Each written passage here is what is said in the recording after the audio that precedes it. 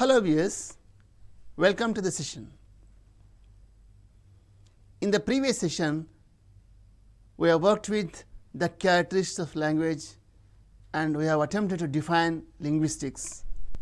We all know that linguistics is the scientific study of language and it works at various levels of language.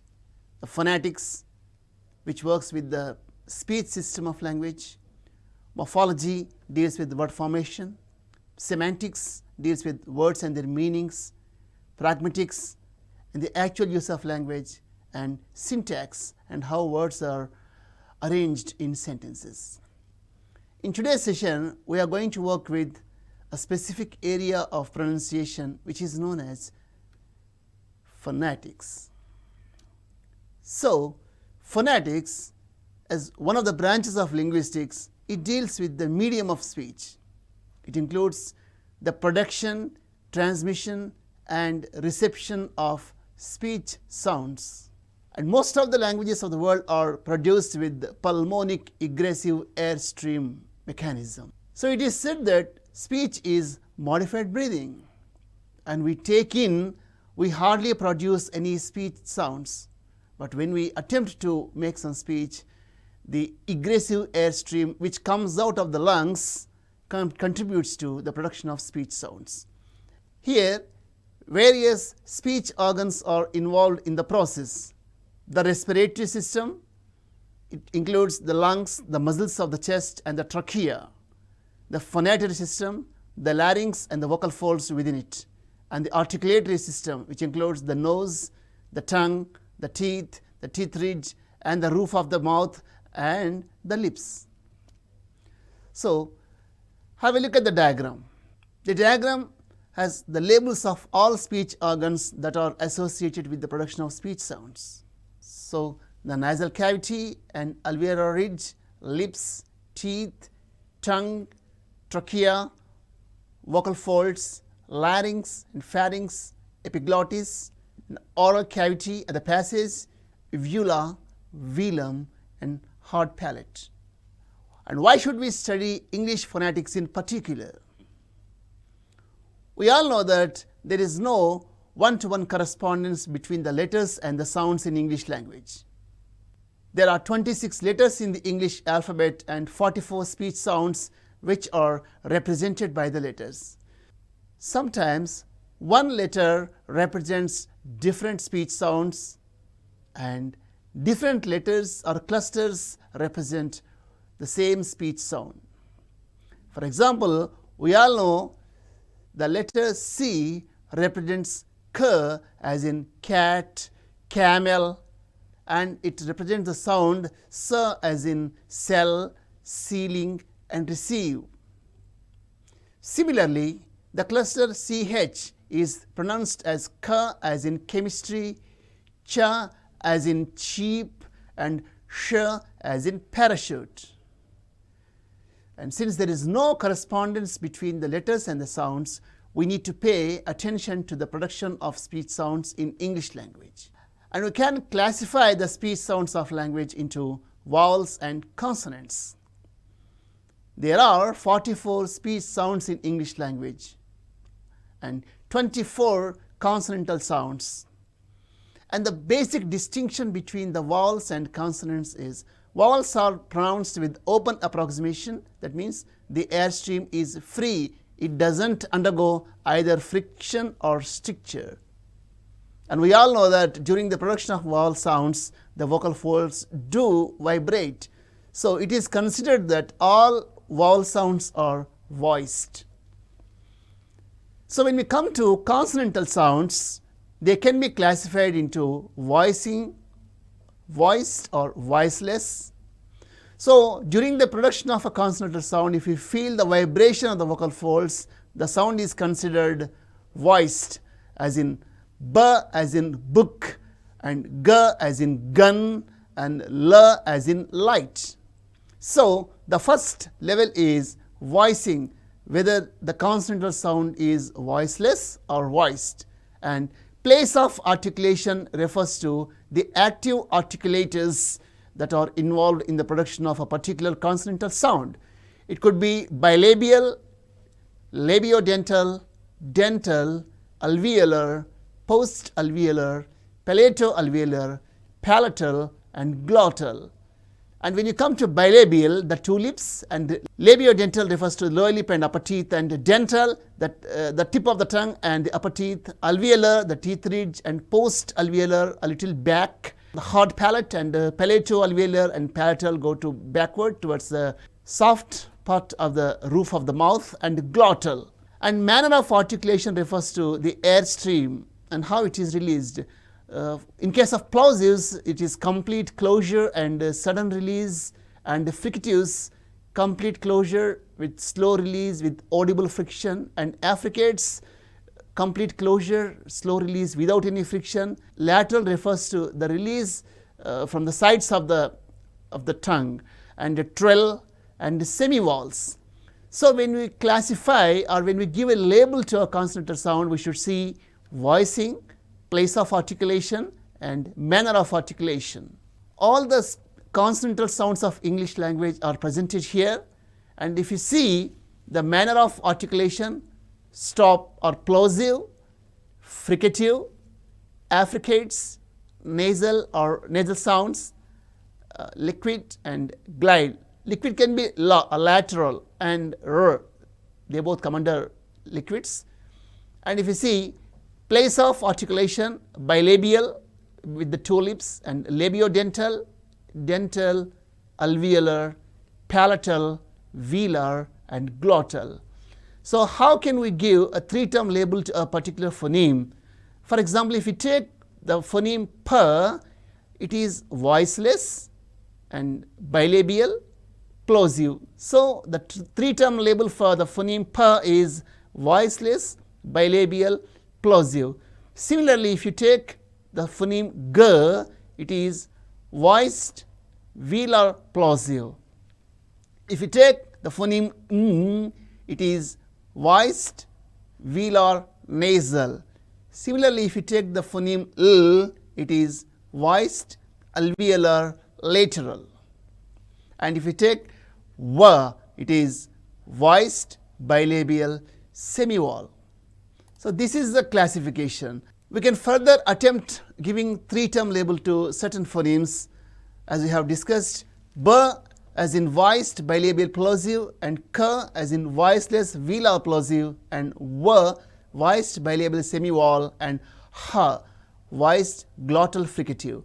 So the speech sounds may occur in the word initial position, intervocalic or medial position, or even word final position, right? And this chart gives us the details of the distribution of the speech sounds. And the phoneme p occurs word initial in pi, medial as in spot and tapped, and even it can occur at the end as in tap or tape, and b as in by, final, lab, and medial, bribe. M as in my, smart, and lamb. F as in fi, awful, and loaf. V as in vi, even, and ov. Th as in thigh and with. The as in thy, other, that. T as in tie, mat, stop. And d as in die, lad, mobbed. N as in nigh, sunny, and man. S as in sigh, pass, rice. Z as in zap, lose, and beds. R as in rye, barrel, and fur. L as in lie, sell, and slap. Sh as in shy, nation, machine. J as in azure and vision. The sound j doesn't occur in word initial position in English language. And ch as in child, watch, church. J as in judge, gin, lodging. J as in yaw, beautiful and cute. K as in kind, think, and school. G as in guy, lag, and eggs. As in bring, gong, angle. The phoneme doesn't occur in word initial position in English language. And h as in high, happy, and who, and w as in why, wish, and word. The vowels are considered to be different from other languages. We all know that the 5 basic letters A, E, I, O, and U, and sometimes Y represent the 20 vowels sounds. So these 20 vowel sounds can be further classified as pure vowels and diphthongs. So we have already said that vowels are voiced and vowels are produced with open approximation, which means the airstream doesn't undergo either stricture or friction. So how can we give a 3-term label for vowel sounds? And in English language, we have to see the roundedness of the lips, whether the vowel sound is rounded or unrounded, and which part of the tongue, is it the front part or central or back, and the height of the tongue, close, half open, and open. If you see the diagram, these are the 12 pure vowels. So E, E, A, A. These are considered the front vowels. That means during the production of these vowel sounds, the front part of the tongue is involved. And A, O, U, and U. These are considered back vowels, means the back part of the tongue is involved. The central vowels are A, and So front, central, and back refers to the particular part of the tongue which is involved in the production of the vowel sounds. And the height of the tongue, E, it is close, and U, it is also close. But the difference is, if you pronounce words like seat and suit, it is clearly visible, evident that E, it is front close, and U is back close. So we can give a 3-term label to this. E is front close, unrounded, whereas U is back close, rounded. So in this way, we can give 3-term labels to all the vowel sounds here. So we can have some practice here. E as in easy, sheep, flea. I as in bin, city. A as in edge, pen. A as in act, man. A as in arm, farm. O as in ox, caught. O as in ought, bought. O as in sugar. Oo as in ooze, boot, two. A as in up, cup. As in account, forget, and to as in weak form, and as in earth, turn, We can give 3-term label for vowels, as E is front, close, and rounded, whereas U is back, close, and rounded, and A as in front, unrounded between half close and half open, and U is back, rounded vowel just above half close.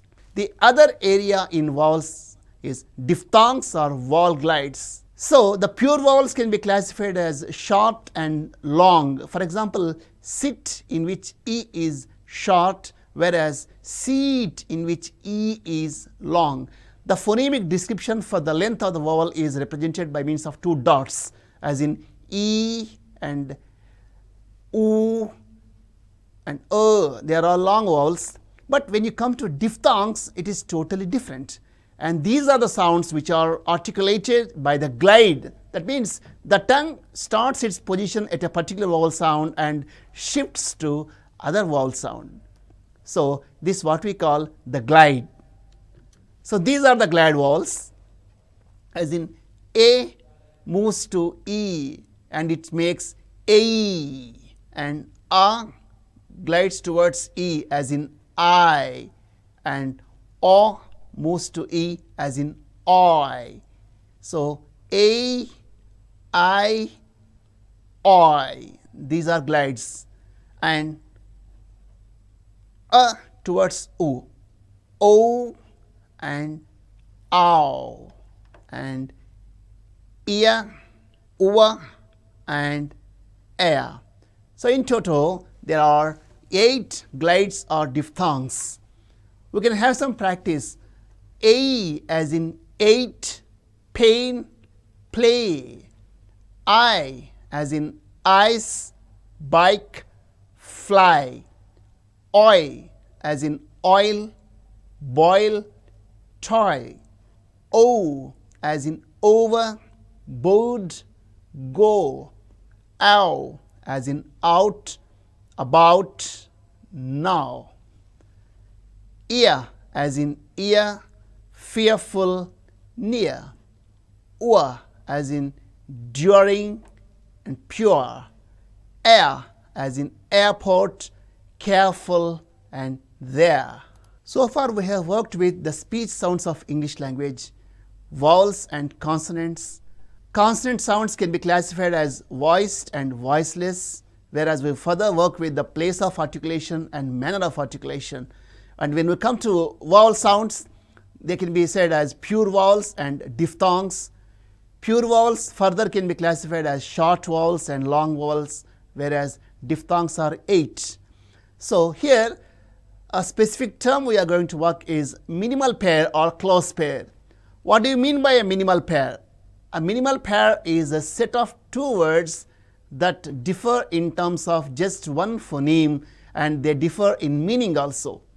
So, pot and cot, it makes a minimal pair for pa and ka, and boy and toy, it is a minimal pair for ba and ta, and man and mat, the minimal pair for n and ta. Late and light, it is for a and I. Cot and caught, it is for o and o, and full and fool, it is a minimal pair for u and u. So, as ESL learners, we need to know about the speech system of English language. Whenever we come across a new word, we have to look up it in the dictionary for pronunciation. A standard dictionary like Cambridge Advanced Dictionary or Oxford Dictionary or Orient Longman Dictionary or even Webster. So, a good dictionary gives us various features of words like spelling, word class, pronunciation, meaning and even derivatives and how they occur in different contexts. And now we have access to software versions of dictionaries, and we can have regular practice and we can listen to the words and also check our pronunciation. The native speakers of English never find any difficulty in the production of speech sounds. The ESL learners face some difficulties in pronunciation. When they come across a new sound, what do? They replace the new sound with the sound that they already know in their mother tongue. It happens, and within the regional context, it doesn't make any difference. For example, if you say a word like late, and most of the non-native speakers pronounce it as late, as a long A, as in A in Telugu. It makes no difference as far as Indian context is concerned. Even if you say late or late, it is understood clearly.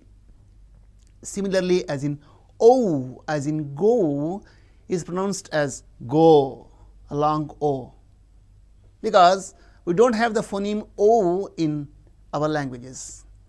And similarly, j, as in rouge or mirage, it is not present in our languages. So, we replace with z. So we don't say pleasure, we say pleasure. And we don't say mirage, and we say mirage. It is understood. But sometimes when you come to international intelligibility, this causes a problem. For example, in Devanagari, there is no short E. So they always say E and A. So teacher entering the class says, dear children, tomorrow I am going to taste you. It becomes very horrible because test and taste are totally different. And if you replace test with taste, it will be very, very horrible. But within that context, people understand because they know TEST, it is pronounced as taste in many contexts. But when you come to international intelligibility or standard variety of English language, it becomes very terrible. So similarly, in Tamil, they use the retroflex like na and ala. So they say tall instead of tall and money instead of money. It is also understood properly within that context. But if a native speaker listens to this particular version of language, and he gets confused. And similarly in Oriya or even Bengali, they don't have the phoneme va. So what do? They replace it with ba. If there is a name like Vani Devi, they pronounce as Bani Devi. It is understood properly. It makes no difference. But if somebody says, I cannot understand English vowels, it becomes again it's a problem. You cannot understand vowels. You may not be able to understand vowels, but if you say vowels instead of vowels, it affects our communication. And one day, a meeting was going on, and one of the organizers entered the auditorium and said, okay, snakes are ready. And all were horrified. So why did snakes come here? And the organizer should have said snacks, and he said snakes. And someone says fish is sheep in Calcutta. Fish can never become sheep. He should have said fish is cheap in Calcutta. So non-native speakers have their own limitations in using the second language.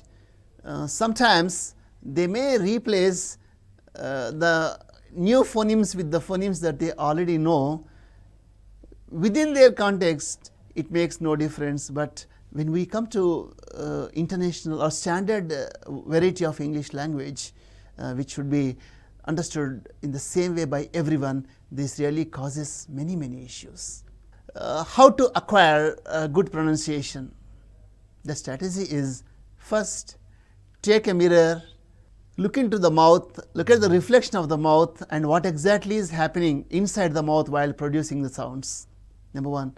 And next one is, listen to a good variety of language, listen to standard English like the BBC or CNN, and try to understand the phonemes properly. And the other very, very important area is the stress, rhythm and intonation. We will discuss it in the next slot. But as far as the present slot is concerned, and how the speech sounds or how the phonemes are to be articulated properly without causing any miscommunication. So as far as oral communication is concerned, these are very important. One is audibility. The voice has to reach the audience properly, and intelligibility. What we say and what message we have to give should be understood by the listener properly, and comprehensibility, and the language we use must be understandable. So the features of oral communication is audibility, intelligibility and comprehensibility. And next one is tempo or speed. Don't speak too fast or don't speak too slow. So you have to maintain proper speed or proper tempo, and from time to time we have to give pauses in our communication. So in this session we have worked with the speech sounds of English language, and we have identified the 24 consonantal sounds and how each sound is produced, and we have attempted to give 3-term label to the consonantal sounds: the voicing, place of articulation and manner of articulation. and each consonant or sound can be said either voiceless or voiced. And when we come to place of articulation, what are the active articulators in the production of the particular consonant or sound? And we have given the labels like the bilabial, labiodental, dental, alveolar, post-alveolar, palato-alveolar, palatal, and glottal. We can see the shift. Bilabial, the active articulators are the two lips, as in book and as in moon. And labiodental, we go further, dental, as in th, and alveolar, the teeth ridge and the blade of the tongue, as in s and z, and palato-alveolar, sh and j and ch and j, and palatal sound j, and glottal sound ha. So, in English language, from bilabial to the glottal, the movement of the tongue is clearly observed. And next are the vowel sounds, and we have attempted to give the three-term label to vowel sounds, as in roundedness of the lips. We know that the four vowel sounds o, u, and u, these are rounded vowels, and the remaining were unrounded. And again, we have attempted to see the height of the tongue and the place of the tongue. So, front, central, and close. And if we come to height of the tongue, close, half open, and open. If you see, e is front close, whereas a is front open. Similarly, u is front back rounded, whereas a is back unrounded and open. So, for every phoneme we have given three-term labels, and how these speech sounds constitute utterances. The next level is a syllable, and the syllable we know very well is the division of the word. So, in every language we can find syllables which make words, and words make sentences or utterances and the text. This is the hierarchy. That is all for us today. Have a nice day.